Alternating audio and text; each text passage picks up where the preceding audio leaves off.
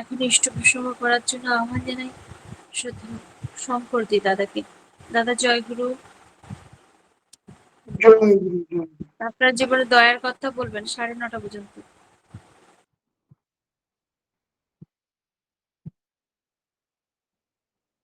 শর্মিষ্ঠা মায়ের আবেদনে সাড়া না দিয়ে পারলাম না। এই লিঙ্কে বলতে পারাটাও একটা আমার নিজেকে ধন্য মনে করছি।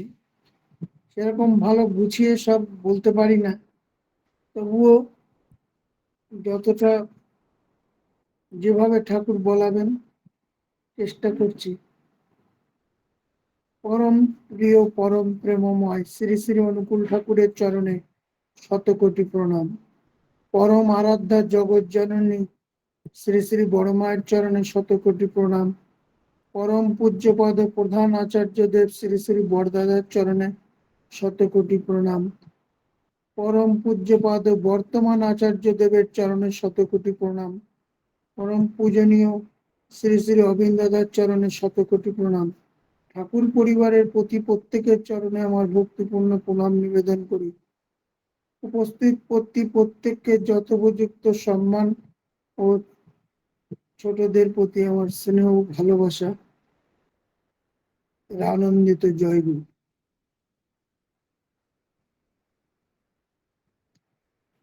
আমার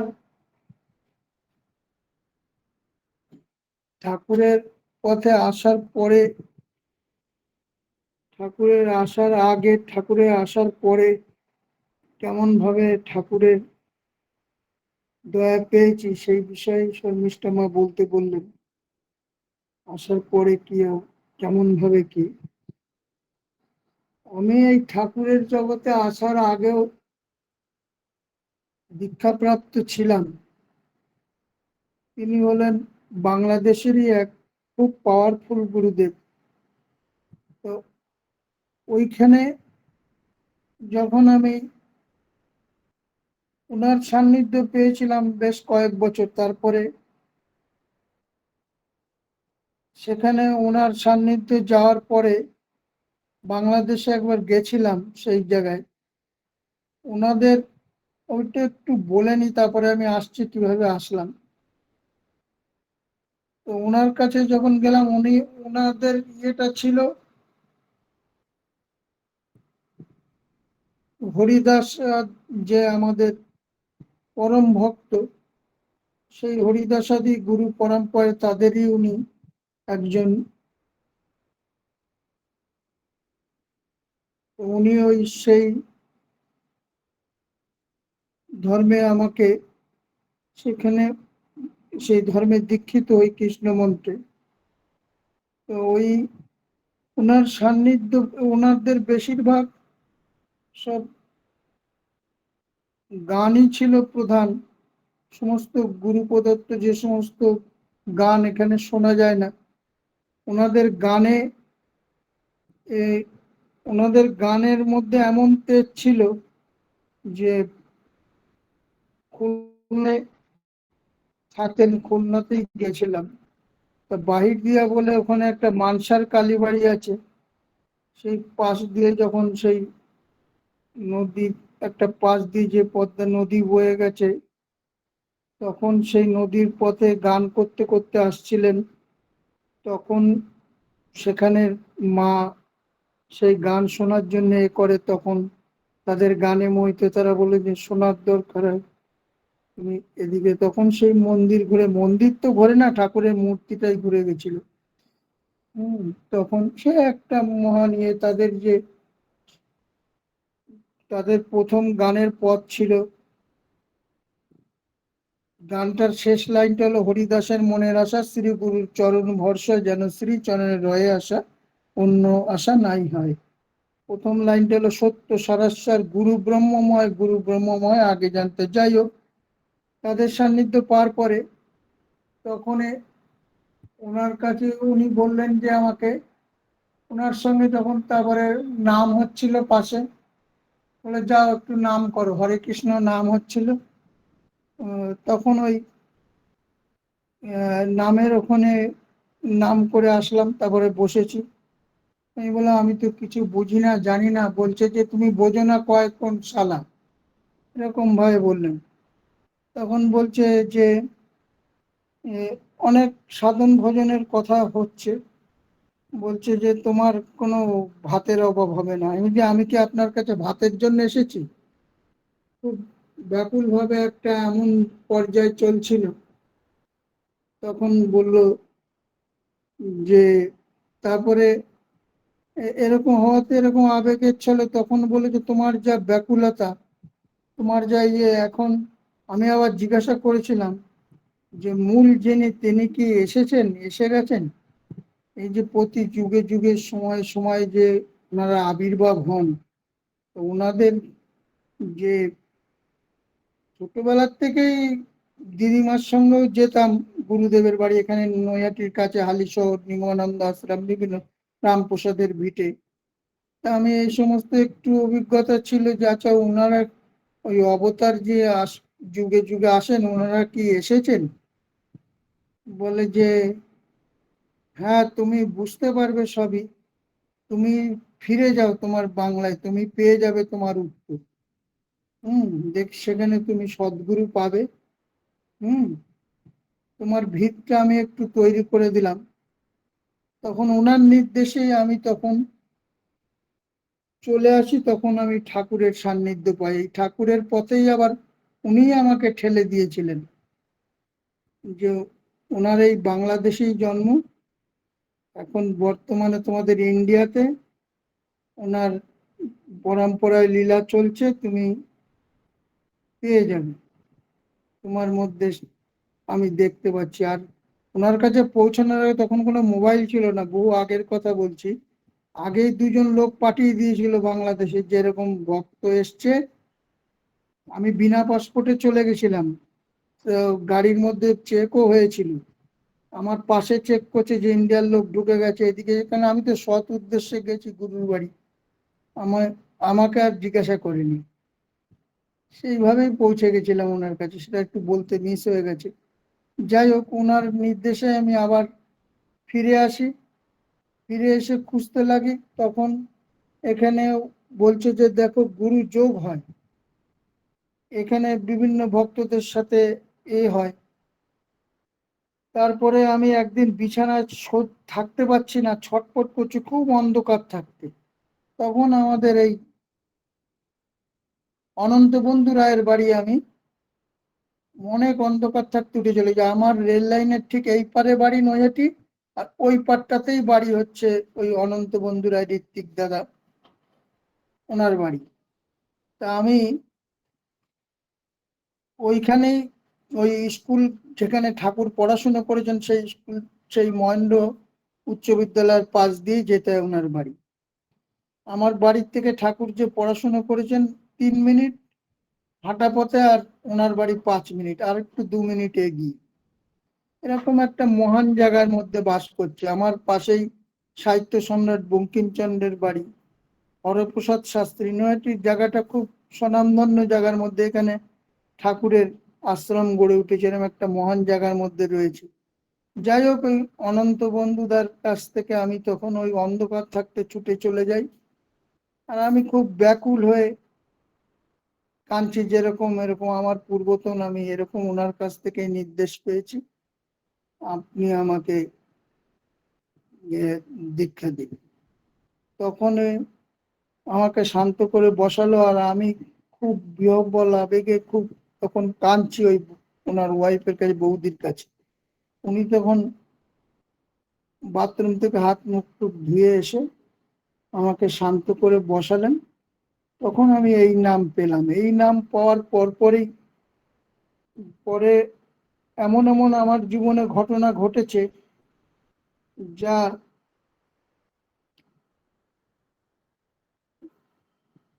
মানে আমার এমনও বিপদ গেছে যে যেখান থেকে আমার বেঁচে ফিরে আসার কথা নয়, কিন্তু আমি সেসব জায়গা থেকেও ফিরে এসেছি। যেরকম ব্যাংকে কাজ করতে করতে একবার আমার প্রেশার এত হাই হয়ে যায়, 200-র কাছে, আমার নাক দিয়ে ব্লিডিং হতে থাকে।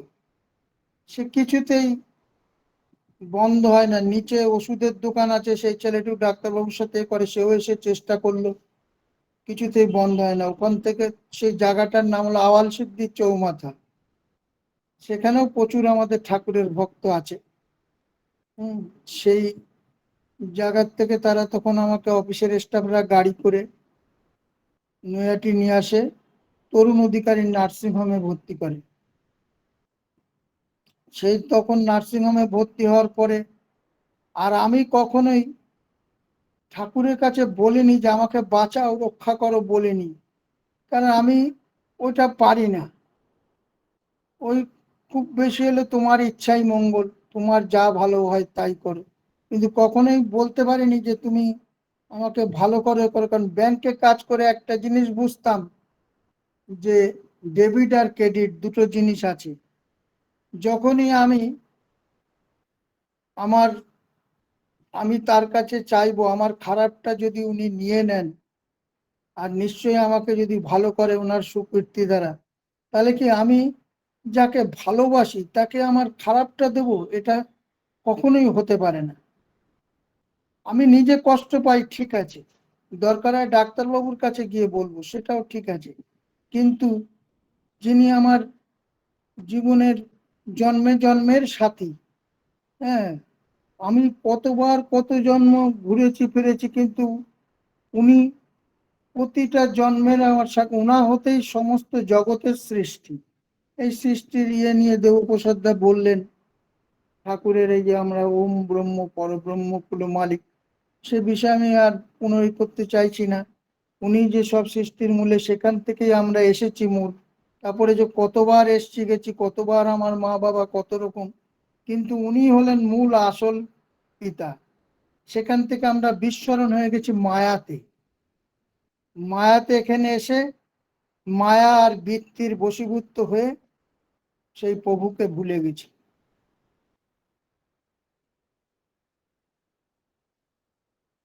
এর মধ্যে একদিন আমি আমার এক বন্ধুকে বলছিলাম, আচ্ছা বলতো কিছু না থাকলে কি থাকে? সবাই ঘাবড়ে গেছে। আপনারা হয়তো জানি না কেউ উত্তরটা দিতে পারবেন কিনা। হ্যাঁ, আমার মনের মধ্যে এসেছিল। অনেকে বললো কিছু না থাকলে কি থাকে। বলছে যে এত ভাবনা চিন্তার কি আছে? কিছু না থাকলে ইষ্ট থাকেন, তিনি ছিলেন, আছেন, থাকবেন। ইষ্ট মানে মঙ্গল। তা আমাদের চুজ করতে হবে মঙ্গলের পথে থাকবো না অমঙ্গলের। দুটো তো পথ, এদিকেও থাকবো ওদিকে থাকবো হয় না, মঙ্গলের পথেই থাকতে হয়। সেই মঙ্গলের পথে নিষ্ঠা নিয়ে অনর্গল নাম আমার চলতো। সে নামের জোরে আমি প্রচন্ড নাম করতে থাকি। যখন আসি ভর্তি হয়ে আমার মিসেস খবর পেয়ে দিয়েছে, সে পাগলের মতন হয়ে গেছে, বুঝতে পারছে না কোথায় যাবে। হ্যাঁ, তখন ওই নার্সিং হোমে আমাকে স্যালাইন রক্ত রক্ত বন্ধ করালো ডাক্তারবাবু। তারপরে আমার স্যালাইন চলছিল, যা বললো রক্ত লাগবে। তারপরে ওই নার্সিং হোমে সেরকম ভাবে দেখা গেল ওই প্রথম দিনে ওই যা ডাক্তারবাবু এগুলো, তারপরে আর ডাক্তার আসে না। তা আমার মিসেস তখন বন্ড দিয়ে বললো এইভাবে ফেলে রেখে দিয়েছে, কোনো ডাক্তার নেই, কিছু নেই, তো এই হয়ে যাবে। তখন ওই কিছুতে ওরা ছাড়বে না, বলে 2 বোতল রক্ত নিয়ে আসুন। And যে রক্তটা দেবে সে ডাক্তারবাবুর আন্ডারে গেছে, সে ডাক্তারবাবুর তো খোঁজ পাওয়া যাচ্ছে না। আমাদের এখানকার ছেলেরাও খেপে গেছে। তারপরে 2 বোতল যাক রক্ত জোগাড় করা হলো। আমার হলো এ পজিটিভ, কিন্তু কিছু ট্রিটমেন্ট হচ্ছে না, সেটা আমার কোনো হচ্ছে না। তখন এখান থেকে বন্ড দিয়ে আমার মিসেস কল্যাণীতে নিয়ে যায় নার্সিং হোমে, মিলেনিয়াম নার্সিং হোমে।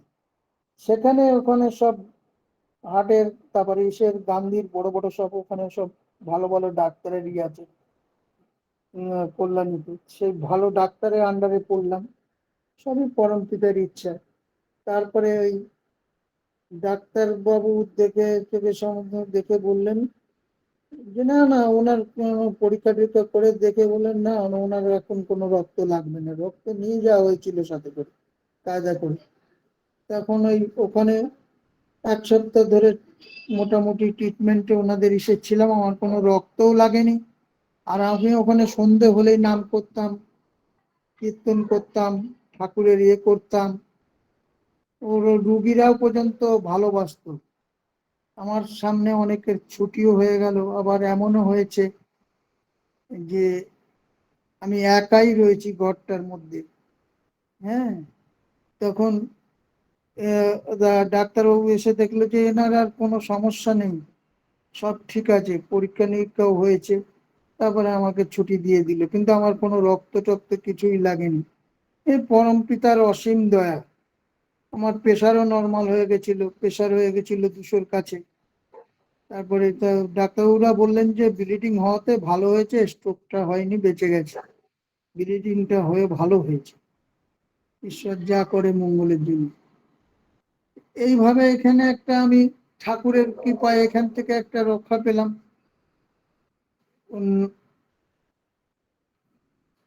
ওনার অসীম দয়া ছিল। আর একবার আমি বাসে করে যাচ্ছি অফিসে, বাসটা অ্যাক্সিডেন্ট করলো এই আমাদের নৈহাটিতেই, সাহেব কলোনি মোড়, যেটা হাই রোড ক্রস করার মুখে মাছের গাড়ির সাথে মারলো ধাক্কা।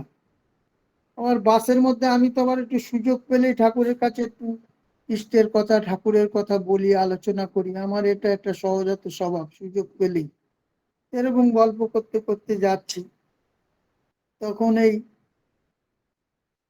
ওরকম ধাক্কা লাগলো, সব হুড়মুড়িয়ে সব।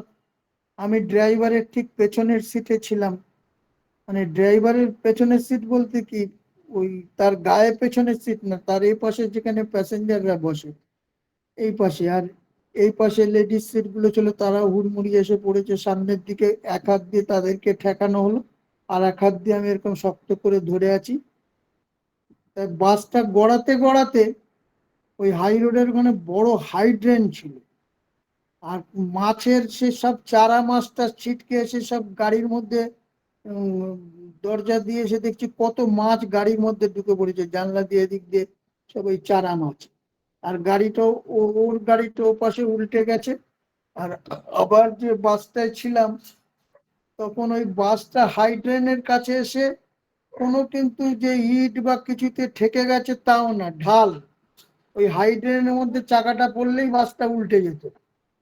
তা বাসটা সেখানে কিভাবে অটোমেটিক ভাবে জানি না কি মানে পরম পিতার অসীম দয়া, ওখানে আটকে থেমে গেল। এই হাইড্রেনের ঠিক পড়ে যাওয়ার মুখে কন্ট্রাক্টর, বাসের ড্রাইভারও আশ্চর্য হয়ে গেছে। তারপরে সবাই তাড়াতাড়ি করে নামলো, সবাই বেঁচে। কারণ সেরকম ওই হাতে পায়ে একটু ছড়ে গেছে, আমার কিছুই হয়নি। আমার তো একটু ছড়া টড়া কিচ্ছুই না। তারপর অনেকের একটু হাতে পায়ে লেগেছে, কারুর হুড়মুড়িয়ে পড়েছে, তো কারুর একটু ছড়ে গেছে, ছিলে ইয়ে হয়েছে। যাই হোক, সবাই রক্ষা পেয়ে গেল পরম পিতার ইচ্ছায়। এর এখানেও একটা অসীম দয়া। কতটুকু টাইম আছে জানি না, আর একটা কথা বলি। আমি একবার পুরীতে যাচ্ছিলাম। পুরীতে যখন যাচ্ছিলাম তখন ওই এও একটা অদ্ভুত ব্যাপার যে কিরকম ভাবে এই পুরীতে যখন যাচ্ছিলাম তখন ওই উম, আমার মিসেসও ছিল সাথে। তা ওই কামরায় আহ, অনেক গুরু ভাইরাও ছিলেন, ঋত্বিক দাদাও ছিলেন। তা ওই তখন ওই আমাদের মধ্যে ওই এক ঋত্বিক দাদার সাথে, আমি জানতাম না যে উনি ঋত্বিক, উনি অন্য জায়গা দিয়ে উঠেছেন, এসছেন। তা ওনার সাথে খুব ঈশ্বরীয় আলোচনা হতো, হতে হতে এমন জায়গায় চলে গেছে। আমি তখন ওই আলোচনা করতে করতে এমন বলছি, আচ্ছা আহ, আহ, উম, উনি খুব আমাকে ভালোবেসে ফেললেন আলোচনাটা শুনে। এই কথাটা বলছিলাম যে আচ্ছা, যখন সত্য যুগে নারায়ণ আসলেন, তারপরে ত্রেতাতে রামচন্দ্র আসলেন, তারপরে এরকম দ্বাপর যুগে কৃষ্ণ আসলেন, তারপরে এরকম বুদ্ধ, তারপরে কলিযুগে এরকম চৈতন্য মহাপ্রভু রামকৃষ্ণ দেব, পরবর্তীকালে আমাদের ঠাকুর অনুকূলচন্দ্র। তা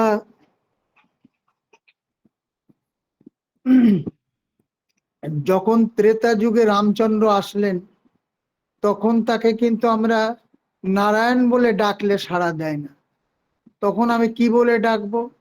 রামচন্দ্র বলে ডাকলেই রামচন্দ্র সাড়া দেবেন।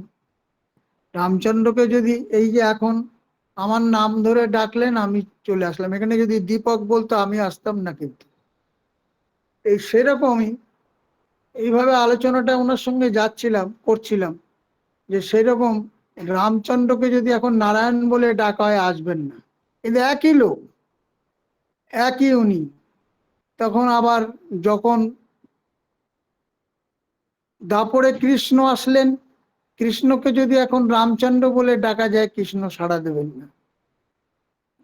আবার এইভাবে কলিযুগে যখন নিমাই আসলেন, তখন কিন্তু চৈতন্য মহাপ্রভু আসলেন, তখন কিন্তু ওনাকে কৃষ্ণ বলে ডাকলে সাড়া দেবেন না, ওনাকে যা নাম সেটাই বলতে হবে। আর নাম আগে চলে আসে, ওনারা পরে আসেন, সবসময় নাম আগে চলে আসে। আমাদেরও তাই, আমাদের নামটা বহু আগে চলে আসে। সেই তখন ঠাকুর আসেননি, তখন এই নাম চলে এসছে। সেটা হচ্ছে সেই আগ্রার দয়ালবাগে আমাদের আচ্ছা, এই সরকার সাহেব, ঠিক আছে। তারপরে তারপরে আমাদের যে হুজুর মহারাজ। হুজুর মহারাজ, হ্যাঁ এটাই, হুজুর মহারাজের কাছ থেকেই আমাদের আহ ঠাকুরের মা দীক্ষা পেলেন। শর্টে বলতে হচ্ছে, সে এক তোমরা সুন্দর সবাই কাহানি। ভিডিও খুলে রেখেছো কেন গো মারা? ভিডিওটা বন্ধ করো না। তা এই তখন ওই হুজুর মহারাজের ছবিটা, উনি কিন্তু উনি কিন্তু ওই, যাই হোক, আগে এই যে লাইনটা কেটে যাচ্ছে, 9:30 এদিকে বেজে যাচ্ছে, এত অল্প সময়। তখন যাই হোক, তখন আমি বললাম তাহলে যখন যেই নামে আসেন, আমরা যদি এখন আজ্ঞা চক্রে কৃষ্ণ কৃষ্ণ করি, সাড়া পাবো না, বা রামচন্দ্র রামচন্দ্র করি, সাড়া পাবো না, তাহলে আমাদের আজ্ঞা চক্রে আমরা সেই নামটা, আমরা যখন তাকে ডাকি, এই যে 96 মিনিট আগে যে আমাদের ভোরবেলায় নামে, আমাদের প্রার্থনার আগের থেকে যে আমরা নাম ধ্যানে বসি, তা আমার যদি নামটা সেই আকুলি বিকুলি নিয়ে যদি আমি উল্টো পাল্টা ডাকি, তাহলে তো সে আসবে না। যেই নাম, সেই নামের যদি আমি তাকে সেই ব্যাকুল ভাবে না ডাকি, তাহলে সেখান থেকে আজ্ঞে বলে সারাটা আসবে না, আজ্ঞা চক্রে। আর আমাদের এইটা তো ধূন্যাত্মক নাম, যেটা স্পন্দন প্রধান, 3 ভাবে আছে। অত ডিটেলস এখন বলতে যাওয়ার সময় নেই। ওই যাই হোক, তখন ওই ওনার সাথে কথা আলোচনা হচ্ছে, যে তাহলে যখন যেই নাম, তাহলে সেই নামেই তাকে ডাকতে হবে, তবে তার সাড়া পাওয়া যাবে। এরকম আলোচনা হতে হতে এত দূর চলে গেছি, মানে ভাবের ঘরে। তখন ওই টিটিটা, যিনি, যেটা মেন কথাটা বাদ হয়ে যাচ্ছে, টিটি এত উদ্বুদ্ধ হয়ে গেছে আমাদের আলোচনা শুনে। টিটি বলছে যে আমি এই ঠাকুরের দীক্ষা নেব, ব্যস্ত হয়ে গেলেন। আমাদের আলোচনা ঠাকুরের কথা বলতে বলতে এত জায়গায় এত সুন্দর সুন্দর আলোচনা হয়েছিল, আমি এত এখন বলার সময় নেই। এত এত সুন্দর নিয়ে চ্যাপ্টার নিয়ে আমি যখন ওনার সাথে কথা বলছি, উনিও খুব খুশি হয়ে গেছেন, আমি কিছুই না, সব ঠাকুরই বলাচ্ছেন। তখন ওই তখন বললেন যে হ্যাঁ, নেওয়া যাবে দীক্ষা। তখন ওই দেখলাম যে উনি সেই ঋত্বিক দাদা, যার সাথে কথা হচ্ছিল। তখন উনি একটা কাপড় দিয়ে, চাদর মতন দিয়ে ঢেকে ওই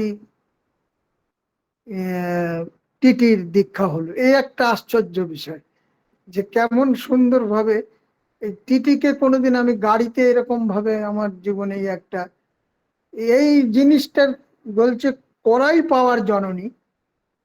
না করে যে পেতে চায়, দুঃখ তার পিছুতে। একটা করাই যে পাওয়ার জননী, যেটা আমি দেওঘরে যখন 12 সালে যখন আমি আসলাম, তখন একটা ঘটনা ঘটেছিল।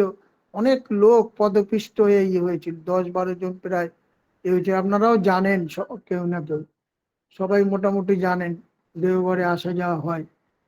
তা ওই সময়তে যখন ওই সময় আমি যখন গেছি জায়গা পাচ্ছি না তিল ধরনের, এই যে দেখো তো কে এসছে, তিল ধরনের জায়গা পাচ্ছি না, 1 মিনিট। তখন ওই ঋত্বিক দাদার সঙ্গেই দেখা হয়ে গেছে, উনি আমাকে চিনে ফেলেছে। আরে শঙ্কর বাবু আপনি? আমি বলেছি যে হ্যাঁ, এই জায়গা পাচ্ছি না, যে কিভাবে এত লোক। তখন ওই ওনার ভক্তদের, এই ওনাকে একটু জায়গা ব্যবস্থা করে দে। আর আমি সে জায়গা পেয়ে গেলাম, আবার মশারিও পেয়ে গেলাম, কি রকম ভাবে, অদ্ভুত ভাবে, সেই কাজলদার ঘরের দেওয়ালের এই পাশে। আরো কি অদ্ভুত ভাবে, টাইম নেই, চলে এসছে প্রায়, শর্টে ছাড়তে হবে, আরো ভালো ভালো কথা আছে এই জায়গাটায়। ওইখানে আমি তখন আরো জায়গা 5 পেয়ে মিনিট গেলাম বলুন ঠাকুর। দাদা, 5-6 মিনিট বলুন দাদা। আচ্ছা, তারপর ওখান থেকে কি বলবো, ওই থাকছি, ওনার কিভাবে আমি সান্নিধ্য পেয়ে গেলাম, খুব সুন্দরভাবে সব ব্যবস্থা পেয়ে গেলাম, বেশ যেন বৃন্দাবনে বাস করছি। কিন্তু ঠাকুরের ইচ্ছা আমাকে মথুরায় নিয়ে যাবে, রাজবাড়ি। সেও একটা অদ্ভুত ব্যাপার, সেটা কি করে ঘটলো। তা ওখানে যখন থাকলাম, থাকতে থাকতে এবার যখন ওই ঠাকুরবাড়ি আশ্রমের ভেতরে ঘুরছি, প্রার্থনায় যাচ্ছি, আসছি, তখন ওইখানে ভেতরে আরো যারা মানে আর এক জায়গায় পরিচিত হলো। দেখছি যে আমাদের নৈহাটির জানাশোনা এক ঋত্বিক দাদা, উনি বলছেন যে আমি এরকম ঘর পাই, আমার ঘর আছে, এরকম তুমি কেন ওইখানে থাকবে, ওরকম ভাবে কষ্ট করে। সে একেবারে সেই রাজবাড়ি, ওই যে বড় বড় হোটেলগুলো যেগুলো, আমার কিন্তু কোনো ওখানে যেতে গেলে আগের থেকে ঘর বুক করতে হয়, তবে সে ঘর পায়। আর আমি কিন্তু সে কোনো বুক টুক না, চলে গেছি আবেগে ঠাকুরের এসে, তখন চলছিও এরকম যেন মনে, যেন ঠাকুর আমার সাথে সাথেই যেন সবসময় রয়েছে, সবসময় তাকে নিয়ে কাঁদছি, তাকে নিয়ে চলছি, সে এক ব্যাকুল ভাব আমার মধ্যে। মানে কিভাবে যে আমি নিজে চলছি আমি নিজে জানি না, যেন মনে হয় যেন ইষ্ট ভাবনাই আমার ভাবনা, আমার নিজের ভাবনা ভুল, ইষ্ট ভাবনাই যেন আমার জীবনের মূল প্রতিষ্ঠা হয়ে গেছে, যে তুমি যেটা বলছো সেটাই ঠিক, আমি যা ভাবি তা ভুল, আর তোমার ভাবেই যেন আমি চলতে পারি, তুমি যেভাবে তোমার ভাবনা, তোমার নির্দেশিত পথে যেন আমি চলতে পারি, আমি নিজস্ব মত যেন কখনোই না করি, এরকম একটা আমার মধ্যে ছিল। যাই হোক, তো ওখান থেকে উনি তখন আমাকে সেই ভালো হোটেল, সেখানে সেই এসি ঘর, সেদিনটা ছিল রাধা অষ্টমী, টিভিতে দেখছি রাধা অষ্টমী দেখাচ্ছি 12 সালে, আপনারা নিশ্চয়ই জানেন সে কিভাবে লোকে কি কষ্ট, আর আমাকে বাড়ির থেকে ফোন করছে যে কিরকম আছো, শুনছে এরকম। তখন আমি বলছি আমি খুব দিলদার, আমি খুব বিন্দাস আছি, আমি একদম রাজবাড়িতে আছি, ঘরে টিভি ফিভি একদম, বিশাল বড় বেড, দবদবে বিছানা, বেশ আরামে, আমাকে নিয়ে কোনো চিন্তা করতে হবে না। আমি আবার ওইখান থেকে ওই অনন্ত বন্ধু রায়দার বাড়ি, যে যে বাড়ির জামাই উনি, পণ্ডিত বাড়ির জামাই, যেখানে কৃষ্ণপ্রসন্ন ভট্টাচার্য থাকতেন, তার নাতনি হলেন মানে আমাদের অনন্ত বন্ধু রায়দার ওয়াইফ। ওই ওইখানে ওই বাড়িতে গেলাম, ওখানে গিয়ে অন্তুদার সঙ্গে, অনন্ত বন্ধু রায়দার সাথে সব বললাম এই এই ব্যাপার। ওখানে বসে আবার ওই বাড়িতে আবার একটু জল খাবার হলো, কত রকম আলোচনা হলো, বলে এখানে এসে ঠাকুর বসতেন, কত কথা এরকম আলোচনা হলো, যে এই জায়গায় বসে বসতেন, কত আলোচনা হতো।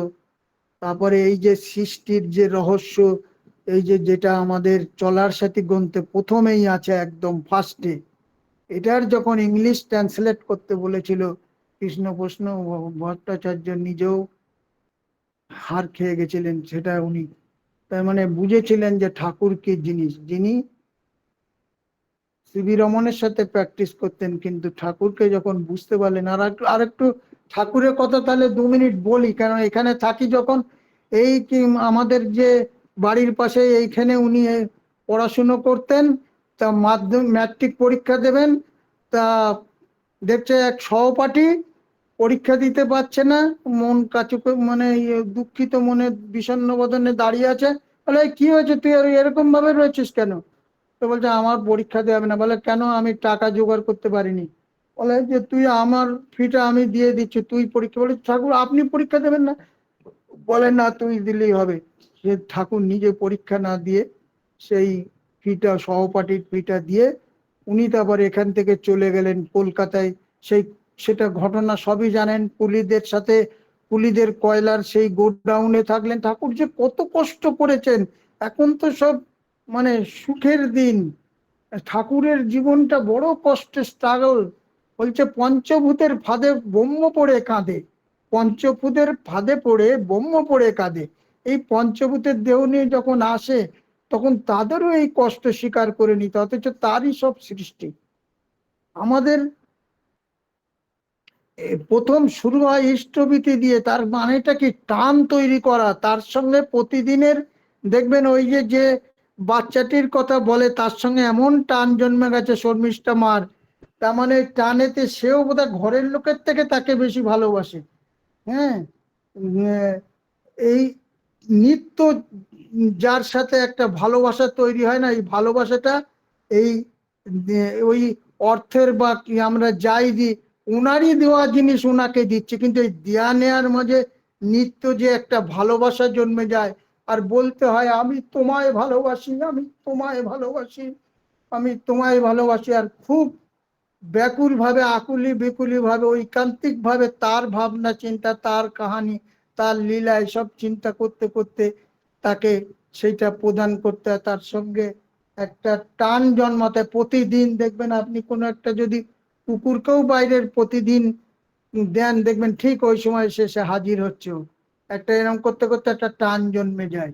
এই দেওয়া নেওয়ার মাঝে টান জন্মে, যার জন্য বলছেন আচার্য দেবরা বলেন কেন যে সংসারে ছেলেটাকে কিছু দিল, মা যা বাবাকে দিয়ে, বাবা বলছে যাও এটা মাকে দিয়ে আসো। তার মানে কি একটা বন্ডিং। প্রতিদিন যদি এই বন্ডিংটা তৈরি হয়, টানটা, তাহলে তারা কোনোদিন বৃদ্ধাশ্রমে যেতে হয় না। মেন হলো টান। একবার যদি ঠাকুরের প্রতি টান জন্মে যায়, তার আর কোনো কিছু ভালো লাগবে না। তার জীবনে ইষ্ট প্রতিষ্ঠা হবেই হবে। তা প্রত্যেকের মঙ্গল প্রার্থনা করি। সবাই ঠাকুরকে নিয়ে চলুন, সেইভাবে তাকে ভালোবাসুন, সেইভাবে প্রত্যেকের মধ্যে নিজের পাড়া থেকে আরম্ভ করে সমস্ত জায়গায় ছড়িয়ে দিন। আমার ওই কোষাধ্যক্ষ পরিচয় টরিচয় ওগুলো আমার খুব খারাপ লাগে। শর্মিষ্ঠা মা আমাকে এইটাই বলেন, যেন ওকে দেখেই যেন বলে যে সৎসঙ্গী যাচ্ছে, এই পরিচয়টা হলেই যথেষ্ট। ওইসব বাহ্যিক পরিচয়ের লম্বা চওড়াও ভালো না, তো অহংকার এসে যায়। আমার সৎসঙ্গী পরিচয়ে আমি থাকতে ভালোবাসি, একটা সামান্য দাদা ভাইয়ের মতন। জয় গুরু। প্রত্যেকের মঙ্গল প্রার্থনা করে এখানেই রাখছি। জয় গুরু। জানি না কি দিয়ে কি বললাম, কিছুই বুঝি না। জয় গুরু দাদা। অপূর্ব সুন্দর দয়ার কথা আমরা শুনলাম। সত্যি তিনি যে কে, আর তিনি যেটা বলেছেন যে ভালোবাসা, আর ওই যে আমার হারান্দা সবসময় বলেন যে সরল মন, মধুর বচন আর বুক ভরা ভালোবাসা, এই হচ্ছে প্রকৃত মানুষের লক্ষণ, প্রকৃত ভক্তের লক্ষণ। আপনি হচ্ছে সেই মানুষ দাদা। তুমি বন্ধ করো, তুমি বন্ধ করো এখন। প্রকৃত ভক্তের লক্ষণ আপনি হচ্ছে সেই মানুষ যে যার ডিগ্রিটা দিতেও নিজে কুণ্ঠা বোধ করেন। আর সৎসঙ্গ জগতে এসে দেখেছি বিভিন্ন মানুষের, এক একজন বলে যে আমার ডিগ্রিটা লেখো। আমি একজন, নাম বলছি না, একজন দাদা আমাকে, আমি যখন তাকে ইষ্ট প্রসঙ্গ করতে বলেছিলাম, তিনি বললেন যে আমার ডিগ্রিটা লিখো। আমার 1 পৃষ্ঠা চলে গেল ডিগ্রি লিখতে, কিন্তু তার বলতে কুণ্ঠা বোধ হয়নি। আর আপনি হচ্ছে সেই মানুষ, আরেকজন মানুষ যার ডিগ্রি দিতে আপনার কুণ্ঠা বোধ হচ্ছে। সত্যি দাদা, আমরা আপনার কাছ থেকে প্রেরণা পেলাম। পরম পিতার কাছে আপনার সার্বিক মঙ্গল প্রার্থনা করি দাদা। খুব ভালো থাকুন, আর আপনার মতন যেন আমরাও ঠাকুরকে ভালোবাসতে পারি, এই আশীর্বাদ সবার জয় জন্য গুরু। রাখবেন। জয় গুরু দাদা, ভালো থাকুন। এটাই প্রার্থনা করি। পরিবার পারিপার্শ্বিক সবাইকে নিয়ে আনন্দে ভরপুর হয়ে থাকুন, এই কাতর প্রার্থনা দয়ালে রাঙারাতুল চরণে। জয় গুরু।